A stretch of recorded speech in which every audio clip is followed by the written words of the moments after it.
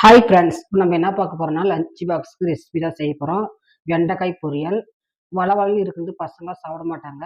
இந்த மாதிரி மெத்தடில் நீங்கள் செஞ்சு பாருங்க. பசங்க சாப்பிடாத பசங்க கூட நல்லா சாப்பிட்டுப்பாங்க. வீடியோக்குள்ளே பார்த்தீங்கன்னா லைக் பண்ணுங்க, ஷேர் பண்ணுங்க, கமெண்ட் பண்ணுங்க. மறக்காம வில்லேஜ் குக்கிங்ஸ் ஃபேமிலிக்கு சப்ஸ்கிரைப் பண்ணுங்க. வாங்க வீடியோக்குள்ளே போகலாம். ஃபர்ஸ்ட் வந்து வெண்டைக்காயை இந்த மாதிரி சின்ன சின்னதாக கட் பண்ணி எடுத்து வச்சுக்கணும். நல்லா வாஷ் பண்ணிட்டு கிளாத்தில் துடைச்சிட்டு, சுத்தமான கிளாத்தில் துடைச்சிட்டு இந்த மாதிரி எடுத்து வச்சுக்கணும். இப்போ வந்து கடாய் ஹீட் ஆயிருச்சு, எண்ணெய் விட்டுக்கலாம். ஒரு 2 டேபிள் ஸ்பூன் எண்ணெய் விட்டுக்குங்க.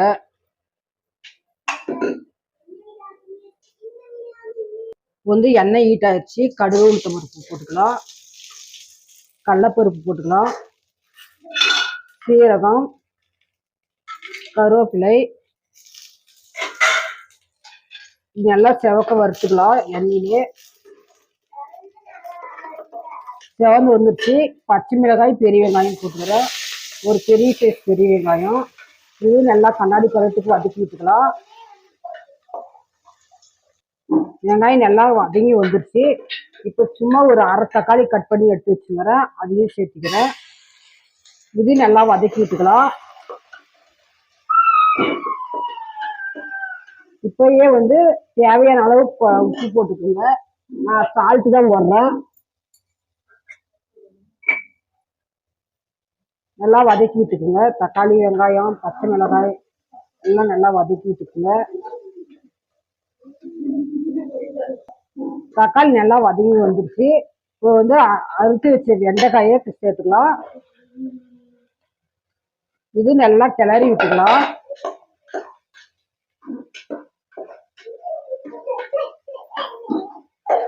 மூடி போடாம அப்பப்ப ஒரு 2-3 டைம் வதக்கி விடலாம்.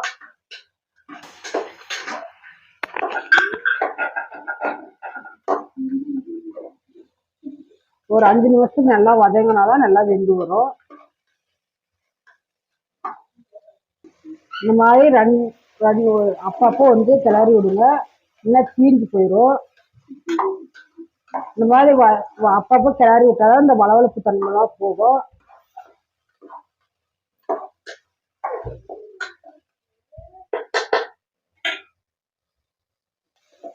பாருங்க, இந்த வளவளப்பு தன்மைலாம் போயிடுச்சு.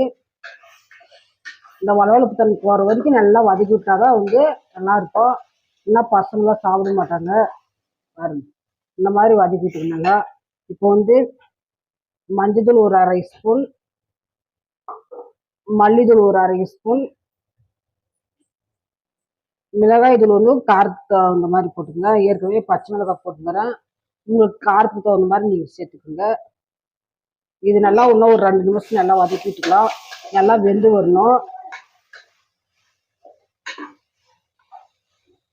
1 நிமிஷம் ஆயிடுச்சு. இப்போ வந்து உப்பு காரெல்லாம் கரெக்டாக இருக்கான்னு பார்த்துக்கலாம்.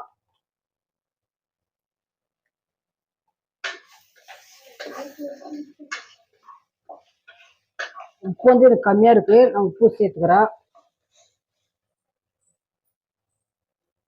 உப்பு உங்களுக்கு தகுந்த மாதிரி போட்டுக்குங்க. நல்லா இன்னும் ஒரு நிமிஷம் நல்லா வதக்கிட்டுக்கலாம், வெந்து வச்சிடும்.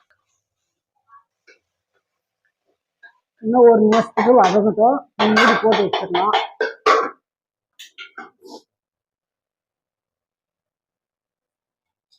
சாதம் வெந்து வந்துருச்சு, சாதம் வடிச்சு எடுத்துக்கலாம்.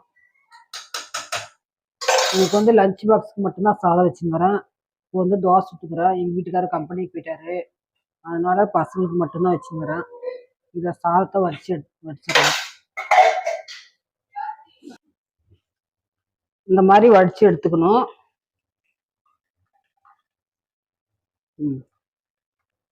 பாருங்க, சாதம் வடிச்சு எடுத்துட்டு வந்தாச்சு.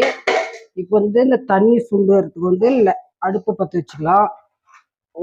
ஒரு நிமிஷம் நல்லா தண்ணி, அடியில் இருக்கிற தண்ணி நல்லா சுண்டி வரட்டும், ஆஃப் பண்ணிடலாம். இப்போ வந்து காய் பார்க்கலாம். பாருங்க, நல்லா வெந்து வந்துருச்சு. அவ்வளோதான் ஃப்ரெண்ட்ஸ், ஸ்டவ் ஆஃப் பண்ணிடலாம். வந்து லாஸ்டா தேங்காய் துருவல் சேர்த்துக்கலாம்.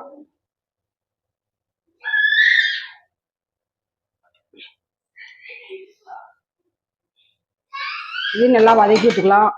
அவ்வளோதாங்க ஃப்ரெண்ட்ஸ். இதே மாதிரி நீங்களும் ட்ரை பண்ணி பாருங்கள்.